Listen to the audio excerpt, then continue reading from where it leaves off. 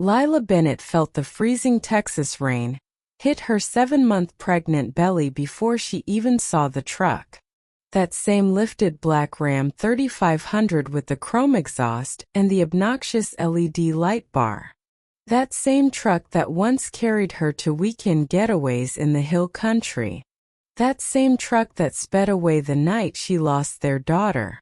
And now it roared through a massive puddle in the crowded Target parking lot in Houston, sending a wave of filthy, icy water exploding over her body, soaking her cheap maternity coat, drenching the baby bag slung over her shoulder, turning her simple black leggings into a freezing second skin clinging to the miracle bump she was told would never exist.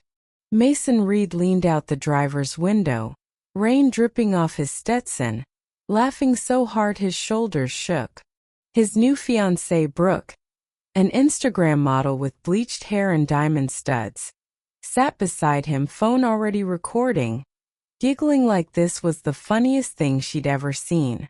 "Still shopping at Target, Lila?" Mason's voice boomed over the rain, cruel and triumphant. "Look at you, dollar store coat, no makeup, hair in that sad little bun. Thought you'd at least upgrade after the divorce, but I guess some girls just stay broke forever." His eyes dropped to her swollen belly, and the laughter sharpened into something vicious. "Wait a damn minute. You're pregnant? Holy hell, Brooke, get this. Some fool actually knocked up my barren ex-wife." He wiped rain from his face, smirking. "We both know that body of yours can't carry a baby, darling. You'll lose this one too, just like you lost Harper. Just like you lost me." The words sliced deeper than the cold.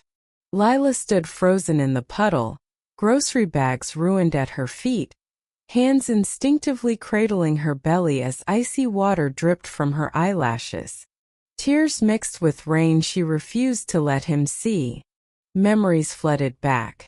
The sterile hospital room, their daughter born too soon, silent and perfect, Mason choosing an oil lease meeting in Midland over holding her hand.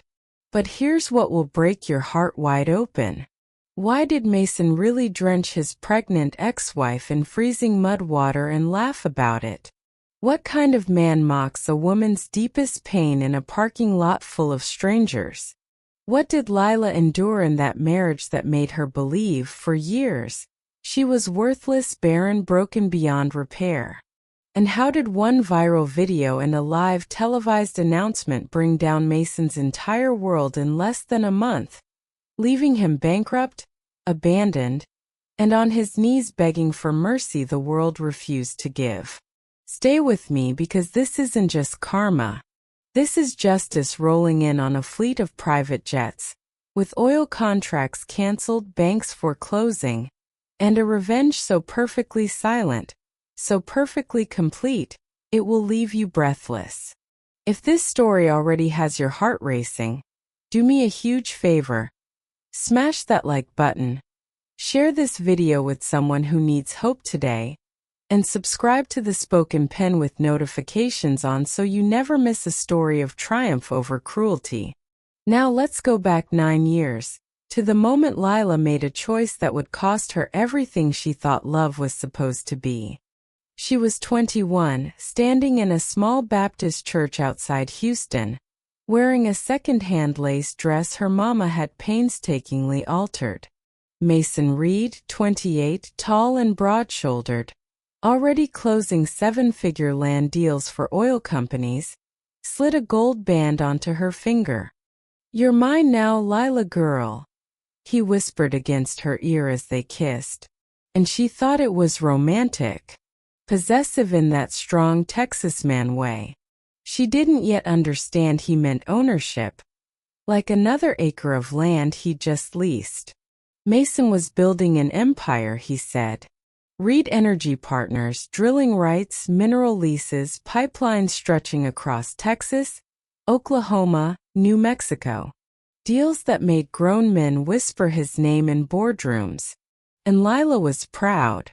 She taught 3rd grade in a Title I school in Houston, earning $46,000 a year, Coming home smelling of dry erase markers and little kid hugs to a man who was becoming royalty in the oil patch.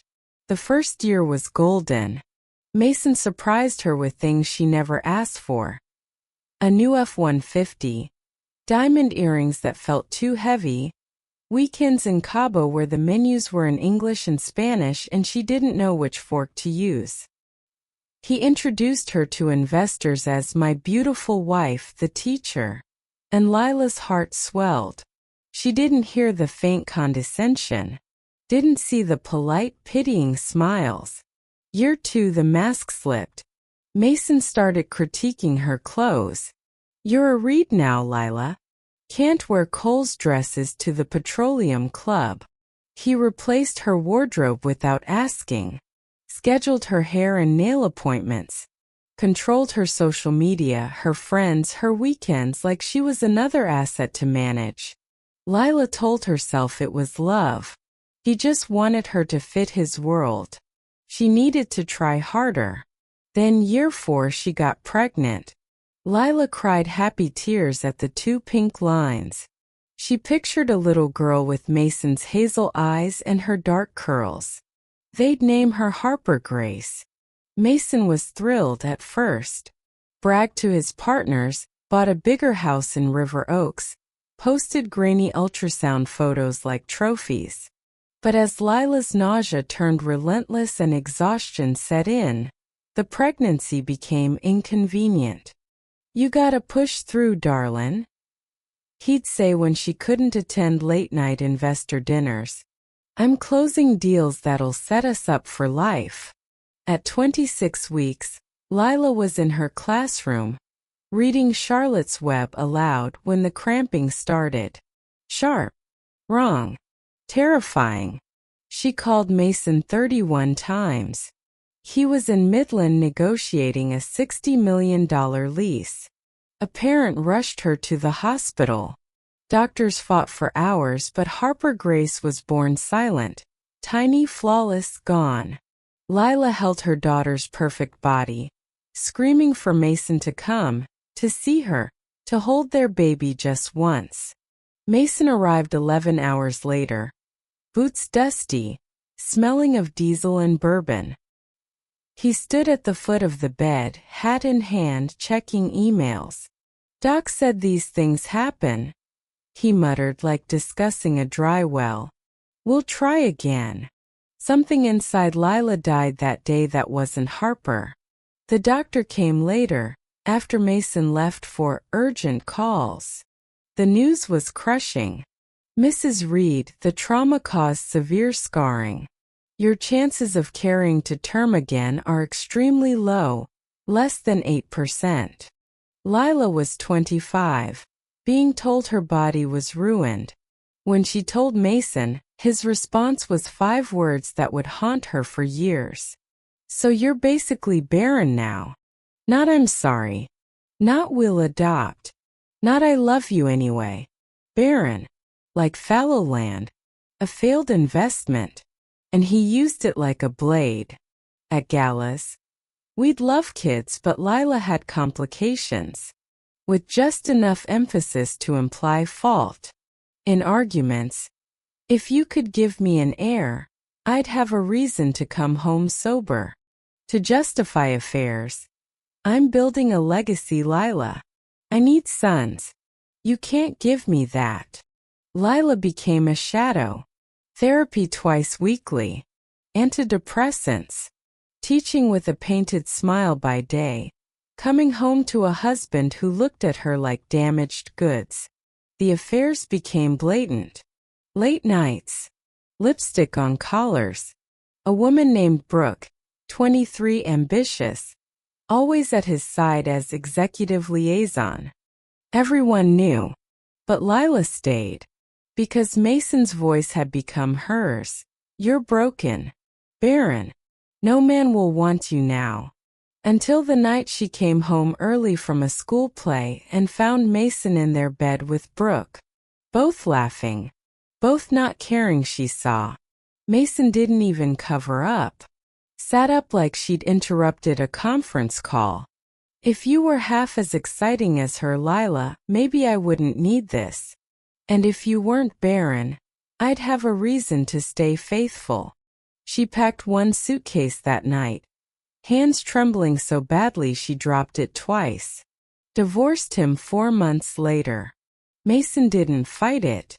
Good. He sneered in the lawyer's office. I need a woman who can actually give me a dynasty. But he didn't let her go quietly. Told their friends, his partners, their families that Lila cheated, that she was unstable, that she destroyed the marriage. He painted himself the wounded hero, her the villain. For 3 years after the divorce, Lila believed him. Lila moved into a 600-square-foot apartment in Montrose, barely room for a bed and a thrift store desk. She kept teaching 3rd grade, pouring every shattered piece of her heart into those children who still believed in happy endings. Therapy every Thursday, church every Sunday, slowly, painfully rebuilding. Her best friend Tessa finally dragged her out one night. You're coming to the Children's Literacy Gala in Dallas. No excuses. You love books. You love kids. You need to remember you're alive. Lila almost refused. The thought of a room full of wealthy strangers made her stomach knot. But something nudged her yes. She bought a simple emerald dress, the first thing she'd chosen for herself in years. No one approved. No one criticized. It was hers. The gala was breathtaking. Crystal chandeliers, live string quartet, tables overflowing with children's books for auction. Lila felt small among the Texas elite. She was about to leave when she saw a man in a plain black suit quietly helping staff rearrange tables. Not giving orders. Not networking. Just helping.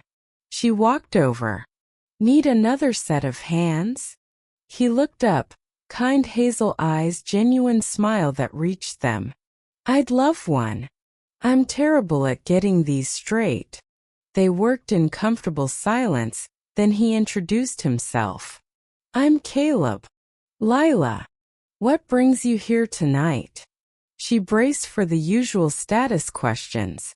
Instead, what's your favorite children's book? They talked for hours about the magic of reading aloud, the moment a child sounds out their first sentence, how stories can heal invisible wounds. Caleb listened like she mattered. Not for status or children or anything she could give, just for who she was. When he asked for her number, her hand drifted to her stomach. Old habit, protecting a scar no one saw. I'm not ready for dating, she said softly. How about coffee as friends who both think the giving tree is criminally underrated? Lila laughed, a real full laugh for the first time in years. They met for coffee, then dinner. Long walks along Buffalo Bayou where Caleb spoke vaguely of family energy interests but never bragged. Lila assumed corporate middle management. She didn't care. He was gentle, patient, never demanded. When she finally told him, tears streaming, about Harper, the cruel words being called barren, Caleb simply held her hand across the table. No fixing. No pity. Just presence. 7 months in, he took her to meet his grandfather. There's something I need to tell you first. Lila's heart dropped. Here comes the catch. My full name is Caleb Harlan. My grandfather is Wyatt Harlan. The name hit like thunder. Wyatt Harlan, legendary Texas oil tycoon. Founder of Harlan Energy. $50 billion empire spanning drilling, pipelines, refineries, private equity. One of the most powerful, reclusive men in America. Lila stood. Why didn't you tell me? Because I wanted you to love me. Not my name. Not my money. His voice cracked. Does this change us? She thought of Mason, always leading with his truck, his deals, his growing net worth. Then she looked at Caleb, who'd spent months listening, moving tables, never once mentioning the family ranch bigger than some counties or the fleet of Gulf streams. "No," she whispered, tears falling. "It changes nothing." They married quietly 10 months later. 60 guests on the Harlan Ranch at sunset. Lila wore a dress she chose herself. Wyatt Harlan, eyes wet, walked her down the aisle. "You're my granddaughter now," he told her, voice thick. "Not in-law. Mine." Mason never knew. Lila had blocked him everywhere. Healed. Moved on. Life as Lila Harlan transformed overnight. Security details, private travel, invitations to things she never dreamed. But Lila stayed Lila. Kept teaching part-time. Kept volunteering. Her third graders didn't care their teacher was married to oil royalty. They just loved Mrs. Harlan's stories and hugs. 5 months into marriage, Lila felt nauseous during morning reading circle. Took the test she'd carried in fear for weeks. 2 lines. Then another test. Positive. She slid down the bathroom wall sobbing. Not joy yet, but terror. Doctors had said impossible. Scarring too severe. And Mason's voice still whispered, "You'll lose this one too." She called Caleb from the tile floor. "I need you. Now." He arrived in 40 minutes. Gulfstream from a meeting in Denver. Saw the tests. Face cycling shock, fear, fierce love. Knelt beside her. "We do this together. Every appointment. Every second. You are not alone." Top specialist confirmed. Healthy singleton. A miracle. At 6 months her bump bloomed. She told her class. They made construction paper cards covered in glitter. "We love baby Harlan." Wyatt Harlan, great-grandfather-to-be, was beside himself. His first great-grandchild. The heir. Lila glowed with joy she never thought possible. 7 months pregnant. Lila craved 1 hour of normal. Convinced Caleb to let her shop alone at Target for baby essentials. Affordable onesies, diapers, things she wanted to pick herself. She wore soft maternity jeans, oversized cream sweater, hair in a low ponytail. No security. Just regular Lila again. Houston rain poured as she loaded bags into her modest SUV. Craved Bluebell ice cream and pickles, classic. That's when the black Ram 3500 roared past. Mason. Engine revving deliberately. Straight through the deepest puddle. A tsunami of freezing muddy water slammed into her. Over her head, soaking every inch, ruining bags, plastering hair to face, turning sweater heavy and cold against her belly. The truck stopped. Window down. Mason laughing so hard he could barely speak. Brooke filming, shrieking with delight. "Well, look what the rain dragged in," Lila Bennett. Still shopping at Target like the broke teacher I divorced. Lila stood dripping, shivering, hands protecting her baby. Mason's eyes landed on her bump. Smile turned venomous.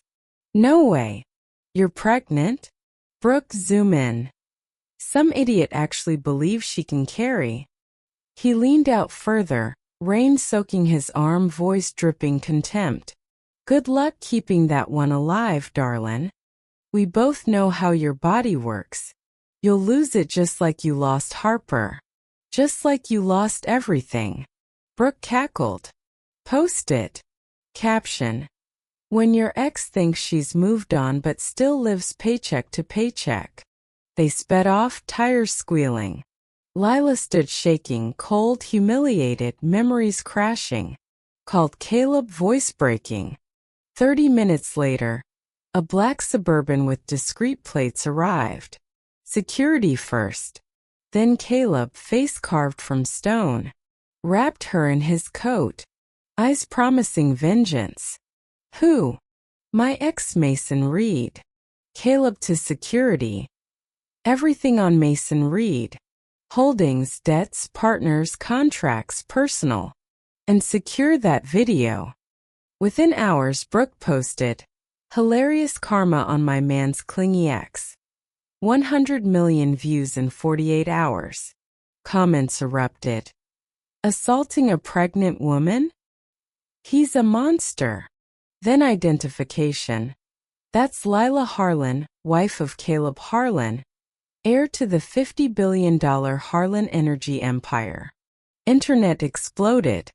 Hashtag Protect Lila Harlan trended worldwide. Major brands dropped Reed Energy sponsorships.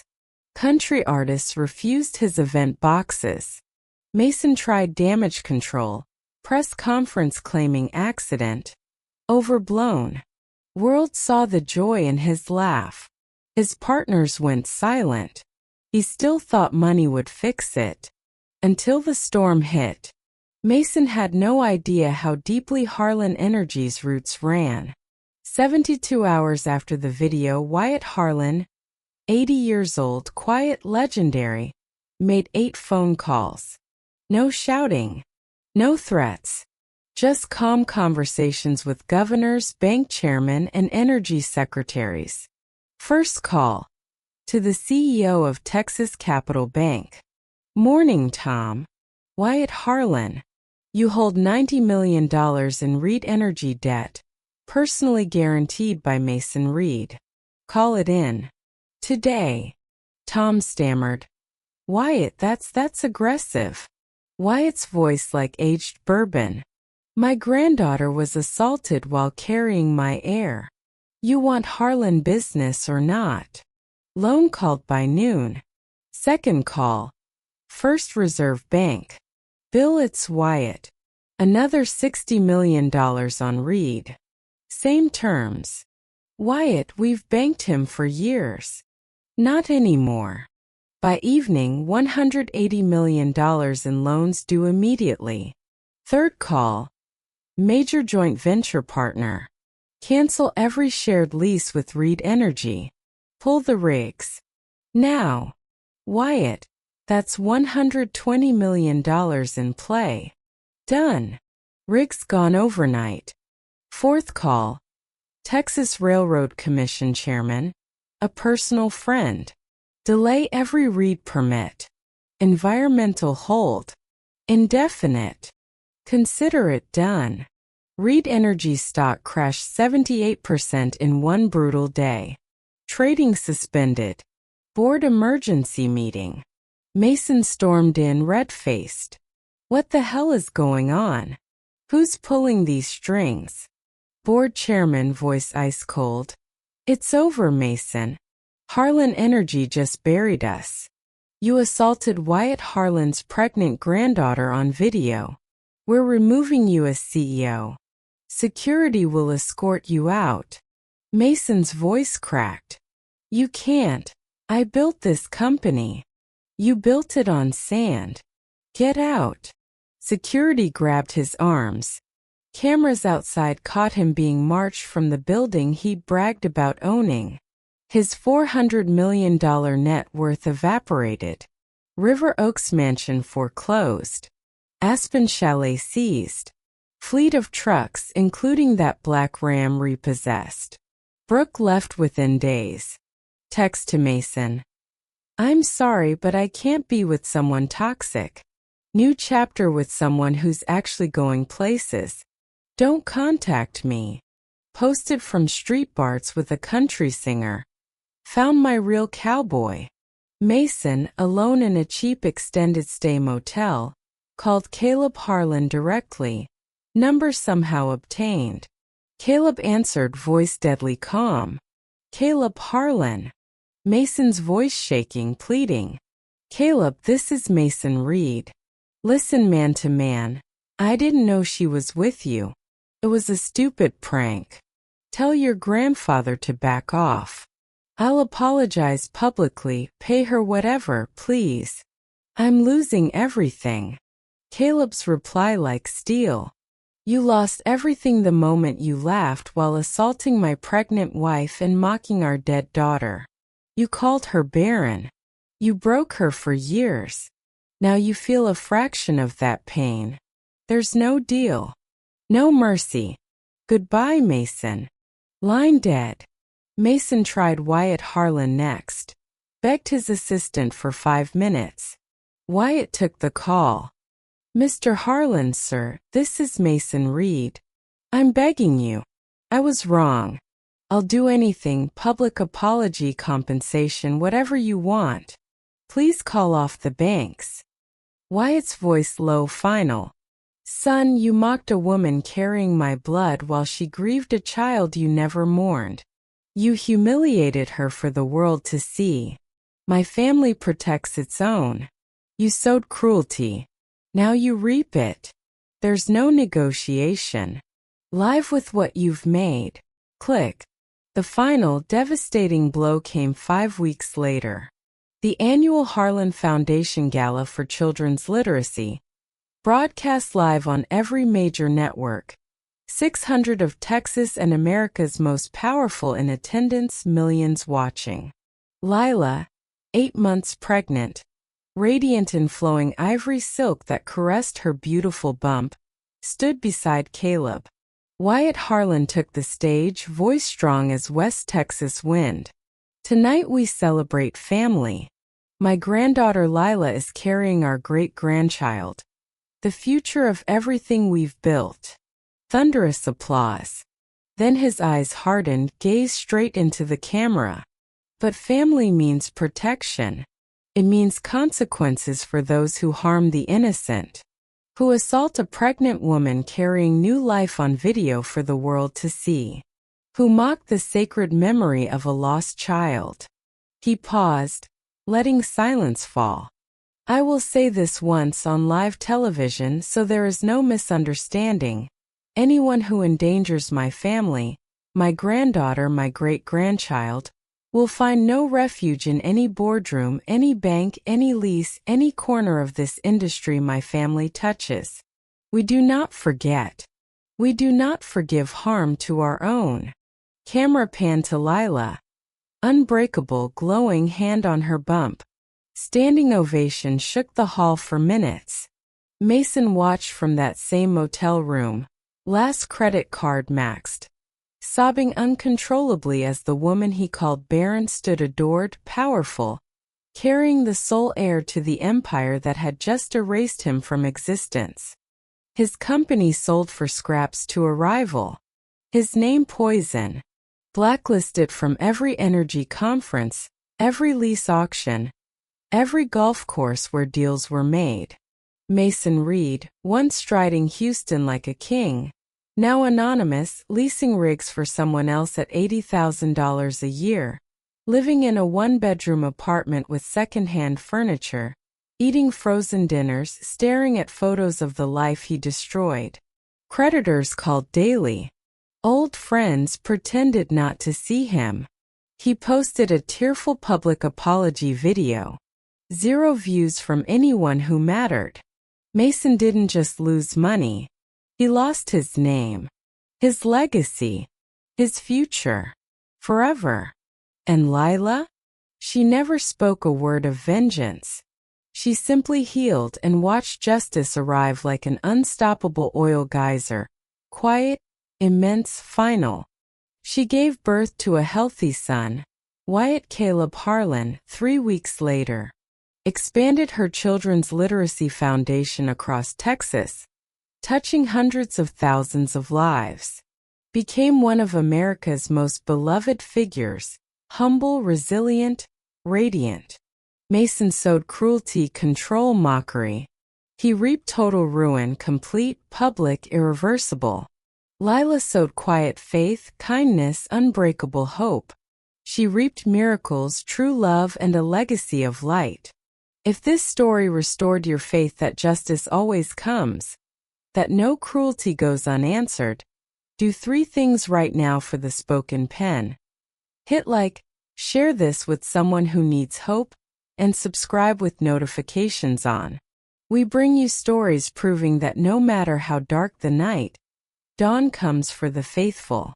Comment where you're watching from. Texas? California? anywhere in the world. And tell us, have you seen karma this perfect? God bless you. And we'll see you in the next story.